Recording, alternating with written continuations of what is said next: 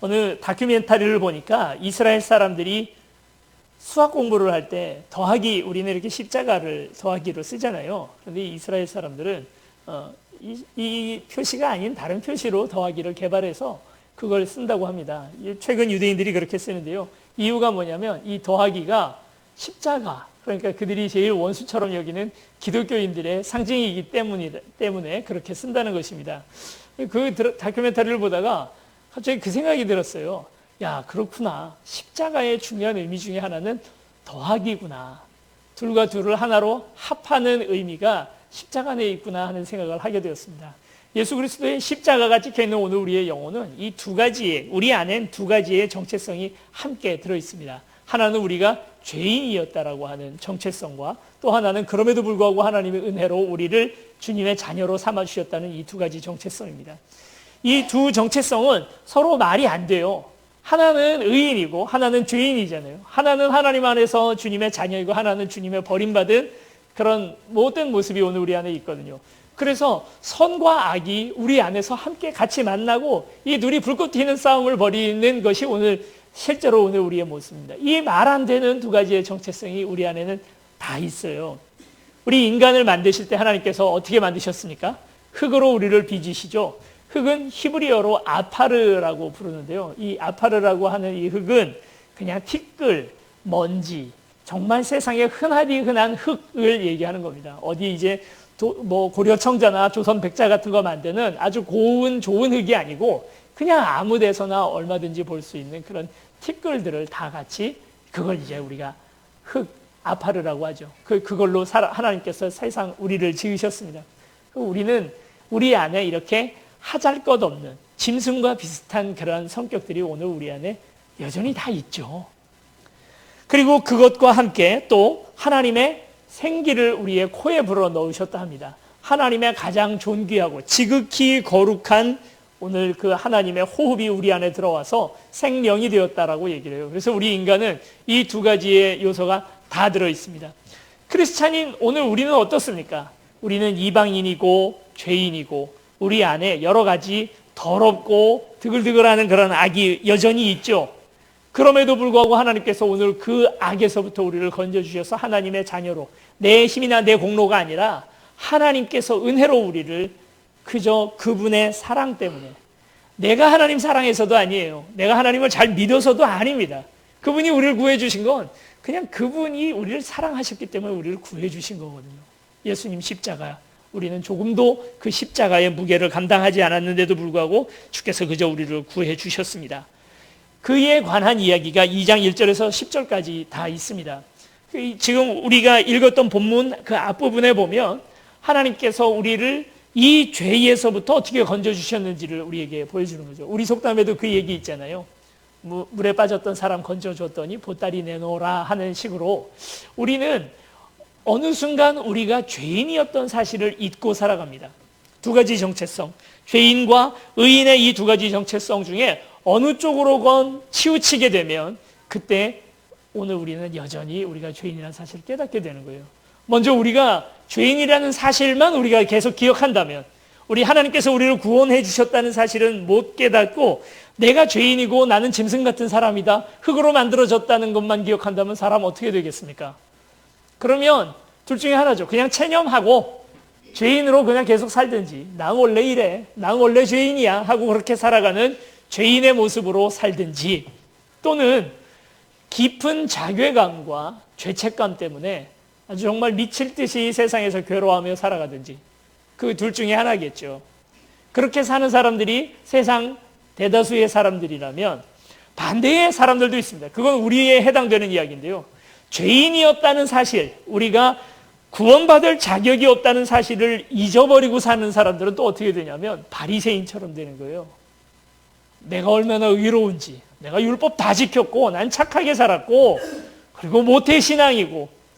여러분, 모태신앙 중에 최고의 모태신앙인 사람들이 누굽니까?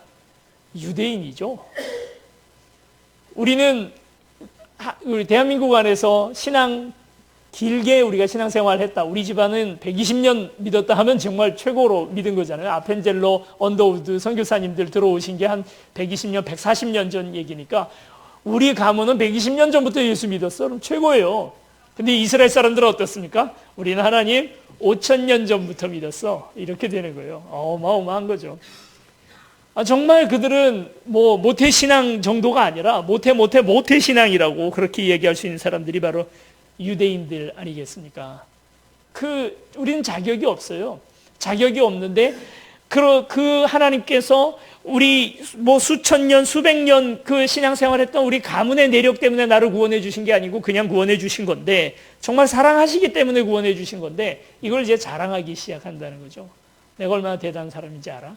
우리 가문은 140년 전부터 예수 믿었어. 나는 모태신앙이야. 어려서부터 지금까지 성경에 나와 있는 죄 목록 중에 어느 것도 건드린 게 없어. 나는 하나님 잘 믿었던 사람이야 하고 생각을 하면 바리새인이 되는 겁니다.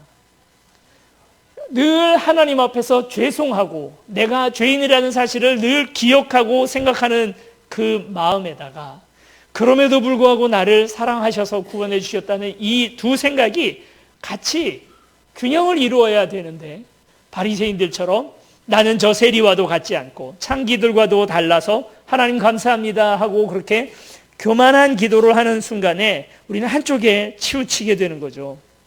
신앙인은 철저히 그 두 개의 정체성 사이에서 균형을 잡은 그런 사람들이 신앙인일 줄로 믿습니다. 우리 에베소서 2장 1절에서부터 10절까지에서 지금 이야기하고 있는 것이 바로 그 부분입니다. 예수 믿어서 우리가 구원받은 거지 우리에게 원래 자격이 없었다. 그러니 늘 겸손하라. 우리 2장 9절을 여러분 성경책을 펴고 계시면 한번 같이 읽어보겠습니다. 시작. 행위에서 난 것이 아니니 이는 누구든지 자랑하지 못하게 함이라. 주께서 우리를 구원하신 것은 선물이래요. 그리고 그것은 우리가 뭘 잘해서 구원받은 게 아니래요. 우리의 우리가 착하게 살았기 때문에 구원받은 게 아니다. 그러니 자랑 마라. 이렇게 얘기합니다. 그리고 이제 11절 우리가 읽었던 본문 11절 말씀 같이 한번 읽어보겠습니다. 시작. 그러므로 생각하라. 너희는 그때에 육체로는 이방인이요 손으로 육체에 행한 할례를 받은 무리라 칭한 자들로부터 할례를 받지 않은 무리라 칭함을 받은 자들이라. 원래 우리의 자격이 이랬다는 거죠. 이 상황이 좀 있습니다. 에베소서를 쓸 때쯤 돼서 바울이 이 에베소서를 쓸 때 에베소 교회에는 대다수 사람들이 다 이방인들, 그러니까 헬라인들이 대다수였습니다. 유대인들 아주 약간 명이 남아 있었던 거예요. 그런데 그 사이에 수십 년 동안에 어떤 상황이 되었는지는 잘 모르겠지만 유대인들은 그 교회의 중심부를 그렇게 차지하지 못했고 조금씩 신앙이 좀 도태되고 그렇게 되고, 헬라인들은 점점 더 신앙이 좋아져서 그 교회의 주류를 차지하는 사람들이 헬라인이 됐습니다. 그리고 이 헬라인과 유대인들이 서로 싸우는 거예요. 유대인들은 원래 하나님 우리 건데 니들이 뺏어갔다 뭐 이런 식으로 생각을 하는 것이고, 그리고 헬라인들은 그러면 뭐 하냐, 너희들은 예수를 죽인 사람들 아니냐 하고 이제 그렇게 해서 아마 알력들이 좀 있었던 모양이에요.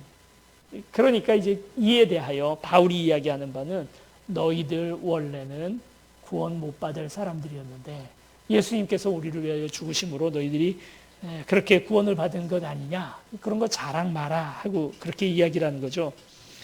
그러므로 생각하라, 생각해 보라는 것입니다. 우리가 항상 생각해야 할 것이 이 두 가지 정체성을 잊지 말고 자꾸 생각해 보라고 이야기를 하는 겁니다. 그리고 이제 13절에 보면 이제는 하고 말합니다. 이전에는 그렇더니 이제는 전에 멀리 있던 너희가 그리스도 예수 안에서 그리스도의 피로 가까워졌느니라. 도착하지 못한 거예요. 아직 그리스도에게 완전히 도착하지는 못한 겁니다. 이전보다는 가까워진 겁니다. 그냥 다만 그 정도인 것입니다. 그러니 교만하지 말라 하는 이야기죠. 14절은 같이 읽어보겠습니다. 시작. 그는 우리의 화평이신지라 둘로 하나를 만드사 원수된 것 곧 중간에 막힌 담을 자기 육체로 허시고, 이렇게 말합니다. 예수 그리스도의 십자가로 말미암아 우리가 나뉘어져 있던 담을 하나님께서 직접 허셨습니다. 원래는 하나님과 우리 사이에도 담이 있었죠. 우리가 에덴 동산에서 선악과를 따먹음으로 말미암아 죄를 저지르게 되었고, 그러고 나서 에덴 동산 둘레를 불타는 화염검이 두루 돌며 우리를 지킵니다. 못 들어가게 합니다. 담이 만들어진 거예요. 하나님과 우리 사이에 담이 만들어진 것입니다. 예전 이스라엘 성전을 구조가 어떻게 되어 있습니까? 맨 바깥에는 뜰이 있어요. 그 뜰 안에도 함부로 못 들어갑니다. 사람들이 그 안에 제사를 가지고 예물을 가지고 그 뜰 안에 들어갈 수 있습니다. 그리고 그 뜰보다 더 깊숙이 들어가면 무엇이 있습니까? 성소가 있습니다. 이 성소에는 남자들만, 그 제사를 드리는 남자들만 그 안에 들어갈 수 있습니다. 성소에서 더 깊이 들어가면 지성소가 있습니다. 그것은 대제사장이 1년에 한 차례 또는 3차례 딱 1년에 그렇게만 들어갈 수 있습니다. 제사장 들어갈 때에 에봇과 그리고 또 관을 이렇게 쓰고, 그리고 그 앞에 판결 흉패를 이렇게 앞에다가 붙이고, 그리고 들어갈 때에 에봇에, 그러니까 이 옷깃이죠. 옷깃 그 밑에 보면 방울이 달려 있어요. 방울이 달려 있는 이유가 있답니다. 왜 그러냐면 제사장들이 지성소에 들어가서 죽기도 많이 죽었거든요. 그러니까 정결 예식을 잘 못해서 또는 바르지 못한 마음을 가지고 들어갔다가 그곳에서 하나님께서 치시면 죽는 거예요. 지성소에 들어간다는 것, 하나님 얼굴 보러 들어간다는 건 목숨 걸고 들어가는 겁니다. 오늘 예배의 자리에 나오시면서 여러분 목숨 걸고 나오셨습니까? 오늘 예배 잘못 드리면, 예배 드리다가 딴 생각하면 하나님께서 이놈 하고 치셔서 죽을 수 있다는 그 마음으로 혹시 나오셨습니까? 우리는 그렇게 예배 안 드리잖아요. 이제 이스라엘 사람들은 그랬다는 거예요. 제사장이 하나님 얼굴 뵈러 들어가면 죽기도 합니다. 그래서 이 손목에다가 밧줄을 묶고 들어간다는 겁니다. 그리고 방울 소리가 딸랑딸랑 나는 동안에는 밖에 사람들이 듣고 있다가 아직 살아있구나 이렇게 생각을 하는데, 방울 소리가 딱 멈추고 아무리 불러도 이제 나오지 않으면 사람들이 들어가서 이 시체를 드러내야 되잖아요. 제사장 죽었구나 하고 이제 들어가서 꺼내야 되는데, 들어갔다가는 시체를 만지면 본인들도 다 더럽혀지고 또 대제사장의 권한이 있지 않기 때문에 들고 나올 수가 없는 거예요. 그러면 손목에 맸던 밧줄을 가지고 살살 끌어내는 거죠, 시신을. 참 많은 사람들이, 우리 성경에도 기록되어 있는 사람들도 있지만 하나님 얼굴 뵈러 들어갔다가 살아나오지 못한 사람들이 꽤 있다는 거예요. 벽이 있죠. 성소와 지성소, 사람이 더 이상 들어가지 못하는, 제사장의 자격이 아니면 들어가지 못하는 그런 벽이 있고 그 앞에 휘장이 둘러 있습니다. 그런데 예수님 십자가에 달려 돌아가시는 바로 그 순간에 이 휘장이 위로부터 아래로 찢어졌다는 것입니다. 아래에서 위로 찢어진 게 아니라 하나님께서 위에서부터 아래로 찢으시면서 하나님과 우리 사이의 벽을 무너뜨리셨습니다. 그렇게 하면서 오늘 지금 성경이 얘기하는 14절 말씀이 그거죠. 자기 육체로 그 막힌 담을 허셨다 합니다. 막힌 담이 헐어졌으므로, 하나님과 우리 사이에 막힌 담이 헐어졌으므로 이제 우리도 우리 사이에 있는 여러 가지 담들을 다 무너뜨리라는 말씀이죠. 남성과 여성 사이의 담을 무너뜨리라는 겁니다.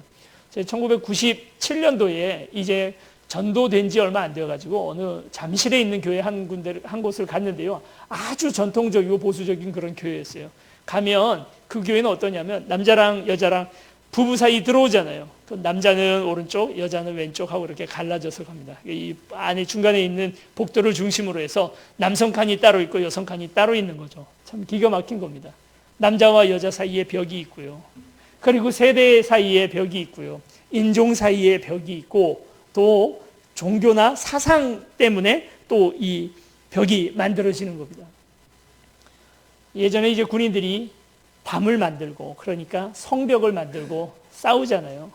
성벽을 만드는 이유가 무엇입니까? 벽이 있어서 적이 내 안에 쳐들어오지 못하게 만드는 거죠. 강력한 군대는요, 벽이 필요 없어요. 왜냐하면 도리어 우리가 가서 싸우면 이길 수 있으니까 벽 같은 게 필요 없습니다. 그런데 오늘 우리가 약해요. 상대보다 우리가 약하다 하면 벽이 필요합니다. 그래서 적들이 함부로 들어오지 못하게 만드는 거죠. 자꾸 벽을 만드는 사람들은 그래서 어떤 사람들이냐면 약한 사람들이 벽을 만드는 겁니다. 강한 사람 벽 만들지 않습니다. 고대의 세계에서 가장 이제 전 세계를 지배하고 호령했던 두 나라가 있죠. 동양에서는 중국입니다. 중국에서도 진나라가 그 이전에 그 춘추전국 시대를 다 제패하고 그리고 이제 중원을 통일해서 진나라를 만들었습니다. 그리고 제일 먼저 했던 토목공사가 무엇입니까? 북방의 오랑캐들이 쳐들어오지 못하도록 만리장성을 쌓는 거예요. 지금 인공위성에서도 보인다는 그 만리장성인데 뭐 완성은 명나라 때 결국 완성이 된다고 합니다. 그럴 만큼이나 아주 길고 엄청난 그런 토목공사를 진행을 해서 벽을 만들죠. 그러나 이 벽을 만들고 100년도 채 가지 못해서 진나라는 단명하고 맙니다. 그들이 흉노나 여진족과 같은 북방 오랑캐들에게 약하다는 생각이 있으니까 벽을 자꾸 만드는 거예요. 못 들어오게 만드는 겁니다. 그런데 그 반대편에 또 하나의 제국이 있습니다. 로마라고 하는 나라이죠. 이 나라는 원래 작은 도시국가에 불과했습니다. 아주 뭐 이 동네보다도 더 작은 그런 작은 나라의 언덕 위에 세워진 나라였는데 조금씩 이방 나라들을 이렇게 하나씩 흡수를 하더니 결국은 지중해 전체를 다 아우르는 그런 대제국이 되었습니다. 로마는 뭘 만듭니까? 제국을 완성하면서 도로를 만듭니다. 모든 길은 어디로 통합니까? 로마로 통한다는 말이 그래서 만들어지는 거죠. 도로를 뚫으면 이 도로를 타고 적도 올 수 있습니다. 그런데 로마 사람들은 그걸 두려워하지 않아요. 왜요? 우리가 강하니까요. 우리 힘이 있으니까. 올 테면 와라. 얼마든지 올 테면 와라. 도리어 도로를 뚫고 제국 어디라도 단 며칠 만에 가서 그곳에서 전쟁을 수행할 수 있는 도로를 뚫어버립니다. 이것이 바로 진짜 강한 사람들이죠. 벽을 만드는 건 자신이 없기 때문에 그런 거예요. 여러분, 기독교의 우리 복음은 강력합니까? 연약합니까? 어느 순간 우리가 이 복음의 능력을 잃어버렸습니다. 복음이 얼마나 강력합니까? 그 대단하던 로마 제국도 몇백 년 만에 없어지고 흔적만 남겨놓고 다 없어져 버렸습니다. 진나라 뭐 100년 가지 못했습니다. 어떤 체계의 어떤 시스템이라 하더라도 사상이라 하더라도 겨우 몇백 년 가면 그게 다예요. 전 세계 역사에서 조선시대가 상당히 긴 나라의 역사를 가지고 있죠. 그보다 길었던 나라가 그렇게 많지 않아요. 그래봐야 500년인 거예요. 그런데 기독교 어떻습니까? 2000년 동안 어마어마한 영향력을 끼치고 있습니다. 요즘 21세기가 되어서 포스트 모던 시대이기도 하고 그리고 이제 점점 세속화되는 세상 속에 복음이 맛을 잃어가고 있다고 그렇게 우리는 자꾸 걱정들 하고 이제 세기의 말이 아닌가 하고 생각들 하지만 여러분, 전 세계의 그동안의 역사 속에서 지금만큼이나 전 세계 인구 중에 예수님을 많이 믿는, 지금은 전 세계 인구의 5분의 1이 예수님을 믿거든요. 이게 말이나 됩니까? 2000년 전 단 12명으로 시작했던 예수 믿는 믿음이 지금은 전 세계 인구의 10억이 넘는 사람들이 예수님을 믿고 있습니다. 지금 이 시간, 시간대에 예수님께 예배를 드리는 사람들이 전 세계 인구의 5분의 1에 해당되는 사람들이 예수님을 믿고 있습니다. 수천 년이 지났어도 지금까지도 이 강력한 복음이 살아있습니다. 죽었던 사람을 살려내고요. 죽은 영혼을 살려내고요. 꿈 없고 소망 없다 얘기하던 사람 다시 살아나고요. 그리고 그동안 희망 없이 죽은 자 같이 그렇게 살아가던 사람들이 다시 희망과 행복을 얻게 되고 자신의 목숨을 바쳐가면서까지도 끝까지 붙들고 있었던 것이 이 십자가 아닙니까? 얼마나 강력합니까? 그런데 오늘 우리 안에 벽을 만드는 사람들이 생겼단 말이에요. 교회 다니는 사람들이 세상 사람들에게 자꾸 벽을 만듭니다. 우리 교회에 오시면 다른 교회하고 다른 게 한 가지가 있어요. 뭐냐면 스티커, 신천지 출입금지 이 스티커 저 일부러 붙이지 않았어요. 아니, 이렇게 붙이려다가 신천지 환영합니다 하고 붙이려다가 안 붙였어요. 이유가 있어요. 왜 신천지 오지 말라 그럽니까? 어느 이 근처에 멀지 않은 교회인데요. 그 교회에 담임 목사님의 설교를 듣다가 신천지로 잠입했던 어떤 한 사람이 통해 자복이 터진 거예요. 그리고 담임 목사님께 와서 무릎 꿇고 얘기하는 겁니다. 자기가 사실은 신천지 추수꾼인데 몰래 잠입했던 거다. 목사님 설교 듣다가 성령께서 그 마음을 만져주셔서 내가 그동안 잘못 믿었다는 걸 깨달았습니다 하고 왔다는 거예요. 여러분, 복음은 어떻습니까? 복음은 연약한 게 아니에요. 침투받으면 뭐 다 무너지고 허물어지는 게 복음이 아닙니다. 수천 년 동안 그동안 수많은 사람들을 살려냈던 게 복음이고 그 엄청난 능력을 가지고 있는 게 복음 아닙니까? 그런데 왜 우리가 무서워 떨죠? 들어오면 더 좋잖아요. 어떤 분들은 단기 선교 같은 걸 가면 이슬람 그 회당 가는 거 그거 되게 싫어하시더라고요. 가면 한 10명 간다고 하면 한 5명은 이슬람 회당 뭐 어때 하고 들어가요. 그런데 어떤 분들은 나는 못 들어가겠다고. 여기 들어가면 뭔가 머리가 아프고 토가 나올 것 같고 그래서 이제 못 들어가겠다는 거예요. 왜 못 가요? 이슬람 귀신보다 우리가 믿는 하나님이 약합니까? 그렇잖아요. 여기 근처에 있는 뭐 좋은 절을 간다. 얼마든지 대웅전 들어가 보고 부처님 이렇게 얼굴도 한번 보고 야, 저 불상은 좀 불쌍하게 만들었네. 이렇게 그것도 한번 보고 뭐 어떻습니까? 그런다고 어떻게 됩니까? 무당이 제사 지내고 난 시루떡 못 먹는 분들이 있어요. 크리스찬들 중에. 뭐 어때요? 그 귀신보다 우리가 믿는 하나님이 더 강력하신데 왜 우리가 그렇게 합니까? 저는 제가 사무실에 있을 때는 물론이지만 없을 때도 문 걸어 놓지 않습니다. 교회 그냥 열어둡니다. 언제고 누구도 지나가다가 우리 교회 이곳에서 뭐 기도하실 수 있도록 문을 열어놓습니다. 얼마 전이었어요. 한 몇 달 됐는데 어떤 지나가는 여기 뒤에 지구촌 교회를 섬기시는 권사님이었는데 급히 기도할 일이 있었는데 마침 교회가 있어서 대다수 개척교회들은 문을 걸어두거든요. 그런데 그래도 이 교회는 혹시 열려있지 않을까 하는 기대를 가지고 오셨다가 문이 열려있는 걸 보고 이제 안에 들어오셨어요. 오셔서 이제 기도하시고 그리고 이제 제 전화번호를 아마 여기 주보나 이런 데서 알았는지 저한테 이제 문자를 보내신 거예요. 너무 아름다운 예배당인데 문이 열려 있어서 놀랐다. 뭐 이제 이런 취조로 이렇게 얘기를 하시더라고요. 그래서 제가 얘기하기를 제가 어떤 생각으로 문을 열어놓고 다니는지를 그냥 간단히 써드렸어요. 이런 일로 인해서 누구든지 오실 수 있도록 문을 항상 열어둡니다. 언제고 때가 되셔서 기도하실 일이 있으시면 사양 말고 오셔서 기도하세요. 그랬더니 이분이 너무 감격을 하셔가지고 전화가 다시 왔더라고요. 그리고 너무 귀하다고 그렇게 얘기를 하는 겁니다. 우리도 잃어버릴 게 있잖아요. 문 열어놓으면요. 악한 마음 가진 사람 딱 들어오면 다른 건 다 뭐 일단 못 가져가는데 신디는 조금 비싼 건데 또 이거 가져갈 수도 있겠죠. 뭐 몇백만 원 하니까 가져갈 수도 있겠죠. 이거 정도 잃어버리면 어떤가.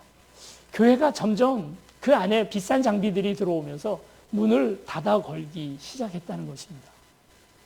뭐 어때요? 와서 이거 혹시 집어가더라도 안 집어갔으면 좋겠습니다만 집어가더라도 우리가 정말 귀한 가치관을 잃어버리게 되는 것 아니겠습니까? 그렇다고 자꾸 문을 걸기 시작하면요.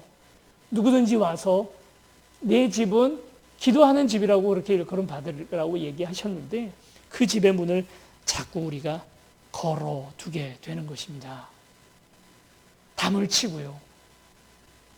우린 너희들과 다르다고 말하고요. 최근에 그 제주도에 이제 뭐 문제들이 다 어떻게 다 묻히고 있습니다만 제주도에 예멘에서부터 온 난민들 한 500명 정도가 들어왔어요. 우리가 다 의심의 눈초리로 쳐다본 것이 혹시 이슬람에서 보낸 그런 뭐 선교사들이 아닐까 말하자면 우리를 이슬람화 시키려고 온 게 아닐까 하는 생각을 했다는 거예요. 그런데 어느 선교 세미나에 갔더니 선교사님들이 이런 얘기를 하는 겁니다. 우리가 선교사를 파송하는 것보다 더 귀한 일이 있다. 우리나라에 매년 수많은 힌두나 아니면 이슬람, 불교 이런 그런 나라에서부터 이주 노동자들이 우리나라에 들어오잖아요. 이분들만 잘 복음화를 시켜도 차라리 선교사 몇백 명 보내는 것보다 그게 훨씬 더 남는 장사라는 거예요.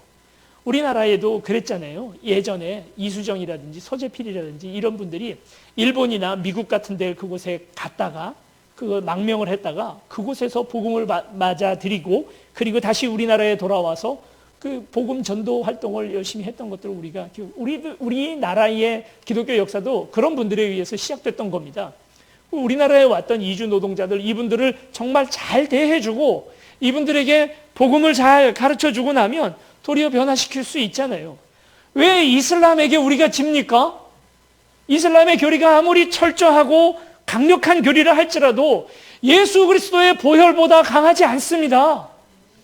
아무리 신천지가 우리를 넘어뜨리려고 해도 우리의 가지고 있는 복음의 능력이 그보다 못하지 않습니다. 불교가 수천 년 동안 우리 대한민국 가운데 터를 잡고 있다 하더라도 복음의 빛이 비추면 다 물러가는 것입니다.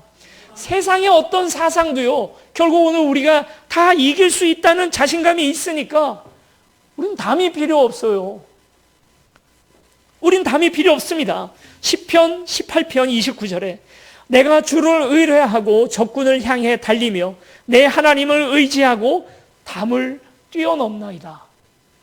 하나님 의지하면, 우리에게 있는 하나님이 그렇게 강력하신 분인데 주님 의지하고 나아가면 담을 뛰어넘을 수 있죠. 히브리서 13장 12절에서 13절 말씀 우리 화면 보면서 같이 읽겠습니다. 시작. 그러므로 예수도 자기 피로써 백성을 거룩하게 하려고 성문 밖에서 고난을 받으셨느니라. 그런즉 우리도 그의 치욕을 짊어지고 영문 밖으로 그에게 나아가자. 예루살렘 영문 안에서 예수님 돌아가신 게 아니라 그 십자가가 영문 밖에 세워졌으니 우리도 영문 밖으로, 우리 담치지 말고, 담 안에 우리 그냥 살려고 하지 말고, 예수 믿는 사람들끼리만 모여서 살려고 하지 말고 나가자는 거예요. 믿지 않는 사람들 틈바구니로 나가자는 겁니다. 그런 시퍼렇게 살아있는 영성이 그동안 수십 년 동안, 수천 년 동안 기독교를 기독교답게 하고 수많은 사람들, 전 세계 5분의 1을 기독교인으로 개종시키게 됐던 것 아닙니까? 근데 우리가 그걸 다 잊어버린다는 거죠. 복음의 능력을 늘 묵상하고 다시 체험하지 못하면 우리도 계속 담을 만듭니다. 너와 나는 달라. 하나님과 우리 사이에 담도 무너졌는데 이제 우리와 우리 사이에 자꾸 담을 만들고 구분하고 우리 모여, 우리 고향 모여, 우리 고등학교 모여, 이렇게 된다는 거죠. 제가 무슨 말을 하다가 한번 깜짝 놀라서 이제 이 말 그만해야 되겠다는 생각을 한 적이 있습니다. 용서하고 들으세요. 그냥 제가 이미 반성한 거고 다시는 안 하려고 생각을 하는 거니까 용서하고 들으세요. 우리 교인들이 중에 강원도 출신 분들이 많습니다. 이런 교회를 본 적이 없습니다. 제가 강원도 출신이라 그런지 모르겠는데 강원도 분들이 많더라고요. 그래서 제가 그 얘기를 하고 다니다 보니까 이건 실수하는 거다라는 생각이 들더라고요. 그래서 이제 그동안 했던 얘기들을 다 취소합니다. 지역으로 다시 모이고요. 학연으로 모이고 우리 안에 그렇게 다시 담을 만들기 시작을 하면 그게 교회입니까?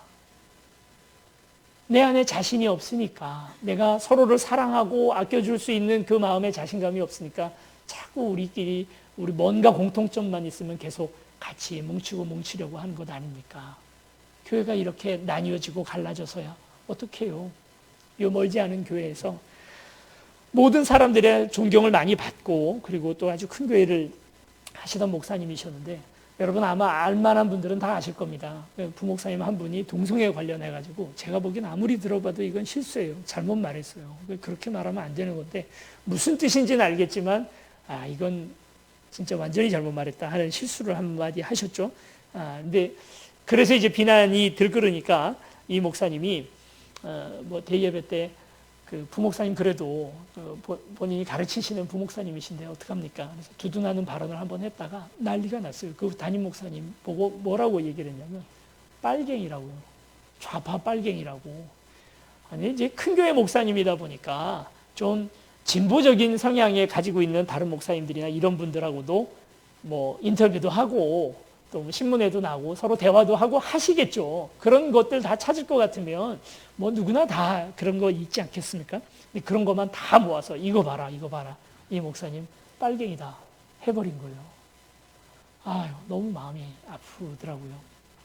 왜 있지 않은 사실, 그리고 또 근거 없는 이야기로 한 사람을 이렇게 넘어뜨리려 할까? 참 우리 대한민국의 기둥 같은 그런 목사님이신데 그런 일들을 당했습니다. 우리 안에서도요, 자꾸 이렇게 좌냐 우냐 하면서 이렇게 벽을 만들기 시작을 하는 겁니다. 이건 사탄이 가장 원하는 것 아니겠습니까? 내부 분열을 일으키고 서로 싸우게 만드는, 다양한 생각들을 많은 사람들이 가지고 있다 정도로 이해를 하고 그렇게도 생각할 수 있구나 하고 넘어가는 게 아니라 너는 나와 다르니까 하는 마음 때문에 담을 만든다라는 거죠. 오늘 우리 안에 있는 모든 담들이 무너지기를 축원합니다. 왜냐하면 우리 안에 있는 하나님이 강력하신 하나님이시기 때문입니다. 우리가 믿고 있는 복음이 그렇게 연약한 것이 아니기 때문입니다. 우리 20절서부터 22절까지 우리 다시 한번 읽어보겠습니다. 시작. 너희는 사도들과 선지자들의 터 위에 세우심을 입은 자라 그리스도 예수께서 친히 모퉁이 돌이 되셨느니라.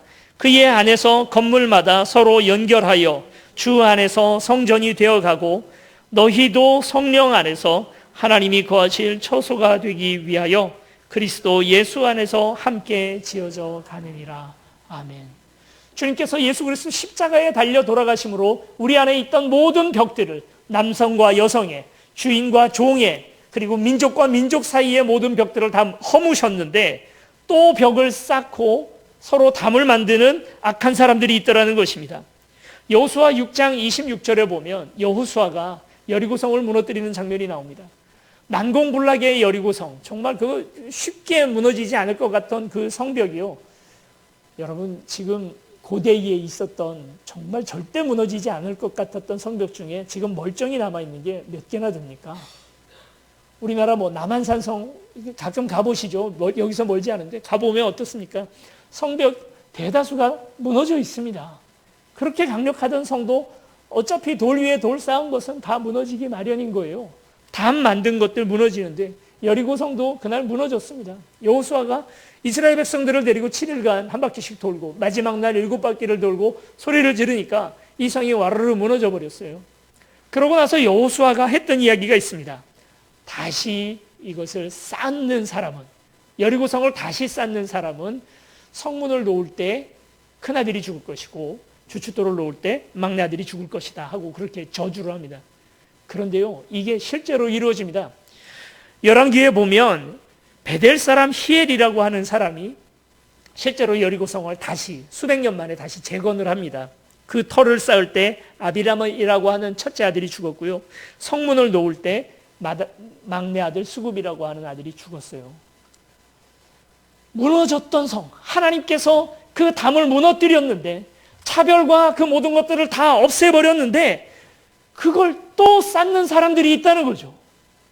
예수님께서 더 이상 차별하지 말라고 오늘 우리에게 그 놀라운 복음을 주셨는데 우리 안에 또 벽을 쌓고 또 우리끼리 모이라고 하고 그런 걸 이제 게토라고 말하잖아요. 유대인들끼리 모여 사는, 그래서 그 담을 치고 밖에 사람들 못 들어오게 만드는 자기들만의 구역을 게토라고 말하는데 게토화 시켜나가는 거죠. 이제 교인들끼리만 자꾸 만나지 마세요. 안 믿는 사람들에게도 가셔요. 그리고 그분들에게도 똑같이 대해주세요. 좀 가끔 그런 경우들이 있습니다. 여기 낙원상가 가서 악기를 사러 한번 갔는데 사장님이 크리스찬인 거예요. 그 사장이 아주 깐깐하기로 유명하신 분이었대요. 그런데 제 교회 목사입니다. 그러면 절반 값으로 깎아주는 거예요.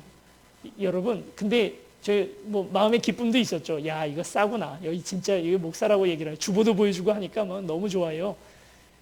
근데 안 믿는 사람한테 이분이 어떻게 한다는 말입니까? 그 말은. 믿는 사람한테 그렇게 깎아주려면 안 믿는 사람한테도 그렇게 깎아줄 수 있잖아요. 어떻게 믿는 사람한테는 이렇게 친절한데 안 믿는 사람들에게는 그럴 수 있는가? 여러분, 믿는 사람 안 믿는 사람 구분하기 시작하고요. 그리고 우리 안에서 우리끼리 구분하기 시작하면 그게 바로 뭡니까? 이게 바로 담치는 일 아니겠어요? 안 믿는 사람이라고 오늘 우리가 함부로 대하고 믿는 사람이라고 우리가 더 친절하게 대한다는 건 크리스찬이 해야 할 일은 아닙니다. 20절 우리가 22절 사이에서 우리가 읽었던 이 부분에 보면 건물의 또 다른 기능에 관해서 이야기를 합니다. 건물은 밖과 안을 구분하는 기능도 물론 있습니다만 또 다른 한편으로는 오늘 성경에 나와 있는 것처럼 도리어 서로를 연결하는 역할을 하는 것이 건물이기도 합니다. 이제 만들어야 할 건물은 밖과 안을 차단하는 그런 담이 아니라 도리어 서로가 하나가 되게 하는 그런 건물을 우리가 만들어야 된다는 거죠. 예수님께서 어느 날 아주 더러운 한 여인을 만났습니다. 이 여인이 와서 예수님의 옷자락을 잡습니다. 우리가 생각하기에는 더러운 것이 와서 깨끗한 것을 더럽힌다, 오염시킨다, 우리는 그렇게 생각하잖아요. 여기 흰 종이가 있다고 해봅시다. 우리가 그동안 구약 성경에서 생각해왔던 거룩의 개념은 뭐냐면, 이 거룩함에 더러운 것이 와서 닿으면 이 거룩함이 더럽혀진다고 우린 그렇게 생각을 했습니다. 그런데 신약시대 예수 그리스도께서 이야기하는 거룩의 개념은 이게 아니에요. 도리어 어떻게 됩니까? 이 깨끗한 것에 더러운 것이 와서 닿으면 더러운 것에 깨끗함이 도리어 전염되어 버립니다. 정말 오늘 우리 안에 예수 그리스도의 영이 있다면 우리가 세상에 물들어가는 게 아니고요, 우리가 세상을 물들여가는 겁니다. 사도행전에서 우리를 별명하여 부르기를 뭐라고 부릅니까? 연병이라고 얘기를 해요. 연병. 물론 이분들은 나쁜 뜻으로 얘기한 거지만 우리에게는 좋은 의미입니다. 우리가 그들을 전염시킨다고요. 우리의 영향을 받는다고요. 세상 사람들은 돈이 최고예요. 권력이 최고입니다. 성공해야 그게 그 인생이 바르게 사는 인생이라고 생각을 하는 거죠. 그렇게 생각하는 사람들을 통치자들, 돈을 만들고 찍어내는 통치자들 입장에서 데리고 놀기가 얼마나 좋습니까? 자꾸 돈을 추구하는 사람들, 그리고 목숨을 추구하고 살려고 하는 사람들이 얼마나 통제하기가 쉬워요. 죽인다 협박하면, 그리고 안 준다 협박하면 다 넘어가기 마련 아닙니까? 그런데 예수 믿는 사람들은 통제가 안 되는 거예요. 돈을 줘도 그걸 그냥 돌보듯이 생각을 하고, 그리고 불의한 재물에서는 손을 떼려고 자꾸 하고, 성공 별로 그거 중요하다 생각하지 않고, 명예도 중요하다 생각하지 않고, 죽인다고 칼을 내밀어도 죽여라 하니까 정말 골치 아픈 게 크리스찬들이죠. 세상이 감당치 못할 사람들. 그런데 이 사람들하고 접촉하는 사람들마다 다 그렇게 자꾸 변해가는 거예요. 우리가 이 야성을 다시 회복해야지 않겠습니까? 병 만들지 말고 세상을 향하여 담을 뛰어넘는 담력으로 세상을 향하여 나가는 저와 여러분들이 되시길 바랍니다. 우리 세움교회는 담으로 만들어지는 교회가 아니라 도리어 서로와 서로를 연결시키는 그런 세움교회가 주님 앞에 세워지기를 축원합니다. 이 시간 우리 같이 함께 찬양하고 기도하며 주님 앞에 나아가시겠습니다. 나도 모르는 사이에 복음의 능력을 이제 더 이상 믿지 못하고 점점 더 약해져서 담을 치고 아무와도 접촉하지 않고 있으면 그때 내 거룩함이 지켜질 거라 생각했던 오늘 우리 미련한 오늘 우리입니다. 하나님, 먼저 오늘 우리 안에서 우리가 하나 되게 하시고 주님과 아무런 담 없이 오늘 이 땅 살아갈 수 있도록 도와주시고, 또 이 세상 향하여 힘차게 나아갈 수 있는 우리 되게 도와주시옵소서. 우리 같이 찬양하고 함께 기도하시겠습니다.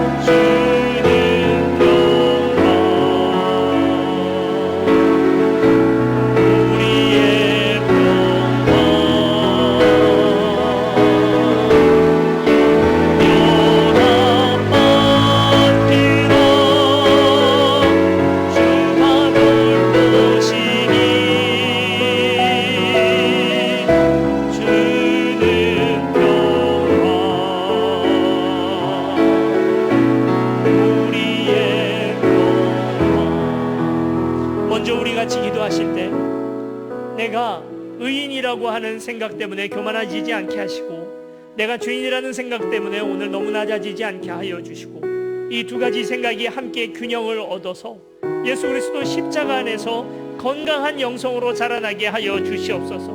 누구에게도 자랑하지 못할 오늘 우리이지만, 그러나 주께서 오늘 우리를 또한 이와 같이 구원해 주셨음을 어느 순간에도 잊지 않게 하시고, 그러므로 생각하라 한 말씀대로 살게 하여 주시옵소서. 함께 통성으로 잠시 기도하시겠습니다.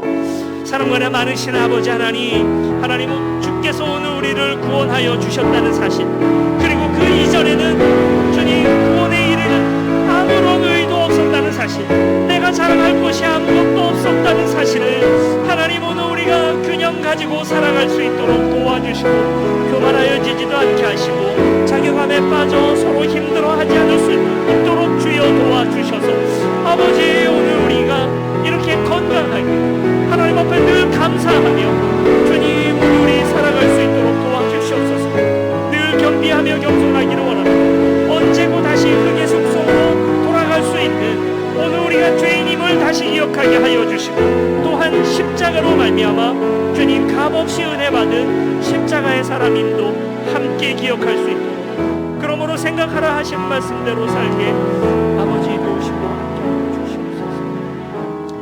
이 시간 우리 다시 한번 기도할 때는 하나님의 강력하심, 그 복음의 놀라운 능력, 다이너마이트 같은 그런 폭발력을 우리가 기억하게 하여 주시옵소서.